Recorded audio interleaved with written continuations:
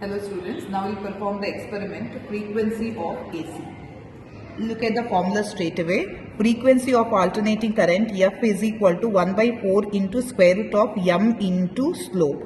Here mass per unit length and acceleration due to gravity values will be given 18 into 10 to the power of minus 4 and 9.8 meter per second square. For the first trial students, the mass attached is 0.5 kg. I'll show how you are supposed to keep that one. And T is equal to m into g. That comes out to be 4.9 by multiplying 9.8 with 0.5. We have to find out the resonating length. Before that, first let me show you how to attach the mass. Here you have the scale pan for which I had attached 0.5 kg of mass. Okay. Look at the tabular column. Here we have to find out the resonating length. For that, let me switch on the power supply. Electromagnet should be placed very close to the string. Here you have the knife edge which is at 30 centimeter. Second knife edge, let me move this till I get the maximum amplitude in the string.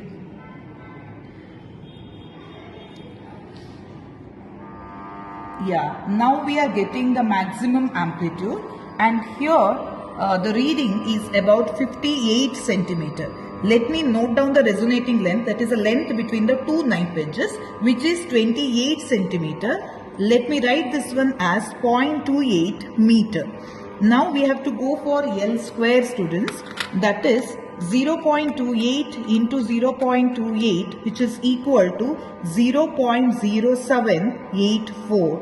Similarly, you have to repeat this one for the different trials for the masses 1, 1.5, 2, 2.5 and 3 kg. Next we will see the calculations. The readings are tabulated. Here you can see. Now we will plot a graph of L square versus T. You can see we will get a straight line. Now we will find out the slope. Slope is equal to AB by BC.